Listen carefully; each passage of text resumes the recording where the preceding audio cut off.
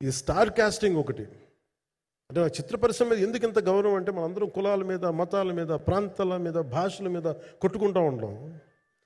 But any film industry you take in this world, especially Indian film industry, దీనికి there is no caste discrimination, there is no region discrimination, there is no religion discrimination, nothing. It's purely your creative potentiality, purely your creative ability.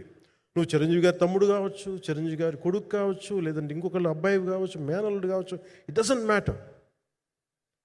నీకు talent లేకపోతే నువ్వు నిలబడలేవు, నీకు సత్తా లేకపోతే నువ్వు ఇక్కడ ఉండలేవు. అది నా కొడుకైనా సరే. ఇట్ ఆల్ డిపెండ్స్ నీకు ఎంత టెనాసిటీ ఉంది, ఎంత పర్సీవరెన్స్ ఉంది, ఎంత నిలబెట్టుకోగలవు, ఎంత నిలదొక్కుకోగలవు, ప్రతికూలతలు ఎంత బలంగా నిలబడగలవు. ఒక నిర్మాత సినిమా తీయడం అంటే ఒక యజ్ఞం చేయడం లాంటిది. తిట్లు తినాలి, ఇబ్బందులు